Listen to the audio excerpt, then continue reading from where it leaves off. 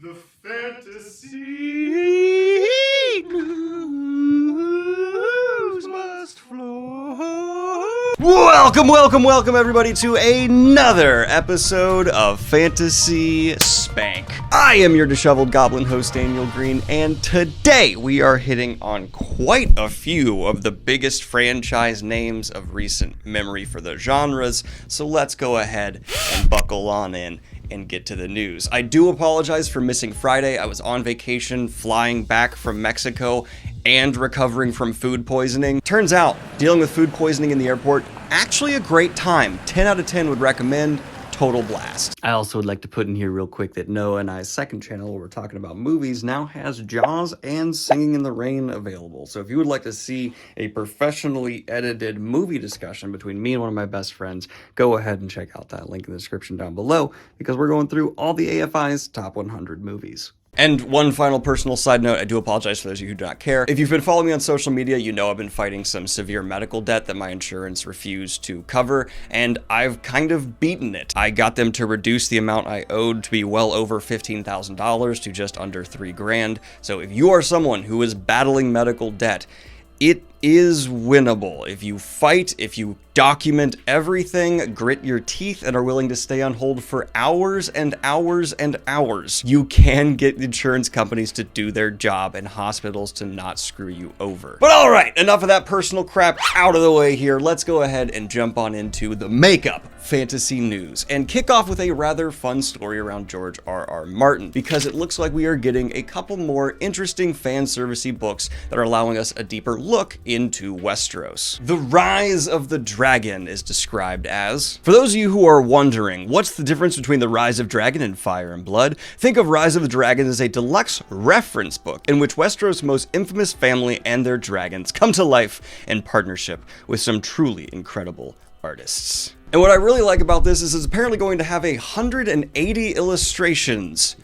Oh my god. Talk about a bang for your buck, and I don't even know. Let me check the price. Okay, $60 here in the US is expensive, but this does seem to be geared more towards very hardcore fans, and with the emerging market of extreme luxury editions and insights into these great worlds, it makes sense. So I'm not mad at that price, and especially with that many illustrations, I can see many people making the purchase. Though there'll also be those who just find them online and go, that's pretty, I don't need to own it. And of course, with it being George R.R. Martin and a book coming out, a lot of people are going like, this is what he's been I very much so believe these other people underneath his name on the cover are the ones who did the vast majority of the work here.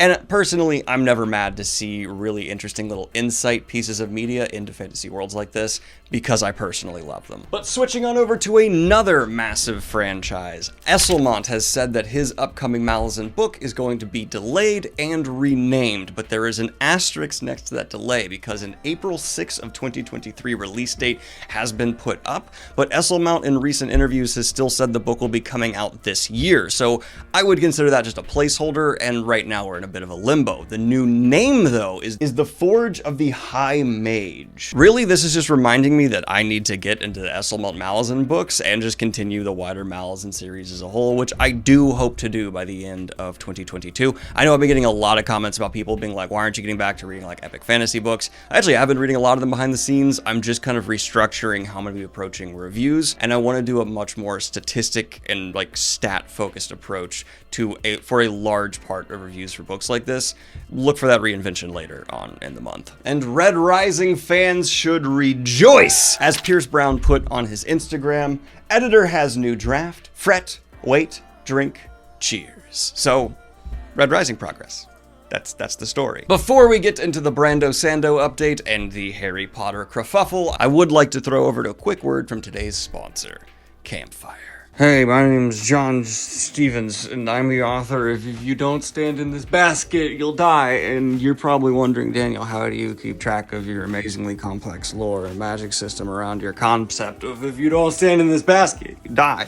Well, oh no, I stepped out. If you don't realize, it's really hard to do, right, and keep things straight. And one way to make it easier is to sign up for Campfire today at a price you choose due to their incredibly progressive business model. And what this allows you to do is organize your timelines, characters, all kinds of stuff, and make it so you can get that story out of your head so much easier, so much faster, And you're joining a community with Discord servers and other writers looking to help you and support you. One of the best pieces of advice I can give you as a struggling starting writer is to get into communities where resources will be talked about and put in front of you. And Campfire is pretty much an all-inclusive package that can provide that for you as a writer. So yes, if you have been keeping track of Sanderson's Kickstarter, he has officially broken $30 million.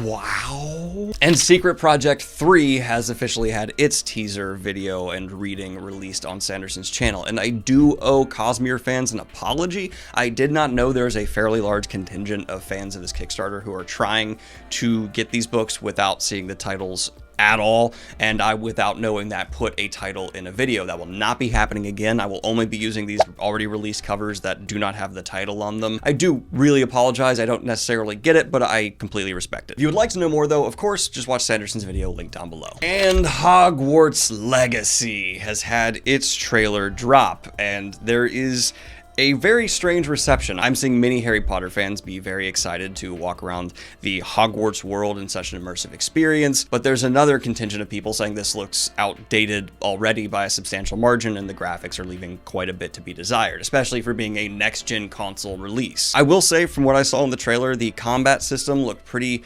intricate and fun, especially for what you need for the Harry Potter world, but personally this game just does not have appeal to me. I'm not the biggest Harry Potter fan, and this type of very constrained puzzle solving, probably a bit too easy game has just never been up my alley. And then abstracting one layer outside of that, a debate has emerged around the general boycotting of J.K. Rowling in this game, where you have one side saying J.K. Rowling does not own this whole franchise anymore, quoting many of the actors who have said it belongs to the fans, and a game like this should be enjoyed by the fans. Many developers put blood, sweat, and tears for years to try and allow fans to have this experience, so they should enjoy it. And there's another side saying no, as the general boycott of J.K. Rowling continues, this should be ignored, swept under the rug. Fortunately, as this game doesn't really appeal to me, it's not a fight I'm really in, but I'm very curious, those of you who are either just saying, hey, I would play this game otherwise, but I won't because of recent comments, or you're still playing the game, what are your thoughts? Let me know in the comments down below, because there's a lot of different angles here that I think aren't necessarily right or wrong. It really comes down to personal,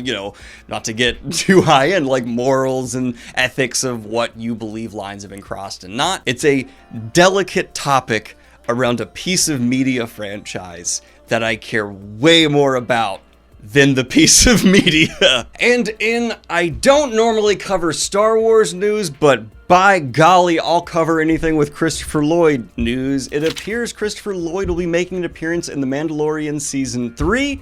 Fantastic for him, and here's my pitch. Hear me out, stick with me, I got you here. First of all, he's going to be Doc Brown. Baby Yoda is training on a rock. Suddenly, you hear the iconic sound. DeLorean comes screeching in. Doc Brown gets out. Great Scott! His time travel machine went too far back in time, all the way to a long time ago in a galaxy far, far away, because he also can obviously transport through space as well, otherwise this time machine wouldn't work and he would just be dropped in random space places, and he's now next to Baby Yoda. He, realizing how ridiculous this universe is, breaks it down very hard science-wise of how the Force actually works and just demystifies it entirely. Legions of people start following this super genius who's not only conquered time and space, no longer even needing a spaceship, he can just teleport wherever he wants. He's revered as a god. He takes on the likes of the highest supreme beings within this universe, overcomes the legacy of the Skywalker saga, and as a whole, Star Wars is now focusing narratively around the cult of Doc Brown and its consumption of the galaxy. Then I will start watching Star Wars again. There's going to be someone in the comments who takes that very seriously.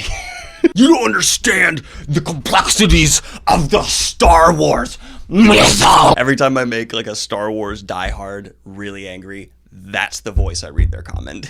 But I wanted to end today's fantasy news for some very exciting news for fans of the Lighthouse Witches. It's apparently going to be adapted into a limited series, and one of the companies involved in this adaptation is Studio Canal. So with having a studio like that involved and limited series, which is one of the best ways for adaptation to go, in my opinion, for novels like this, just yes, that limited series, tell the story, don't be constrained by movie time, but don't try and bloat it out to multiple seasons. I can imagine fans of the Lighthouse Witches are going, yeah! That's what I do when I hear one of my books is being adapted in a way I like. I do do that every time.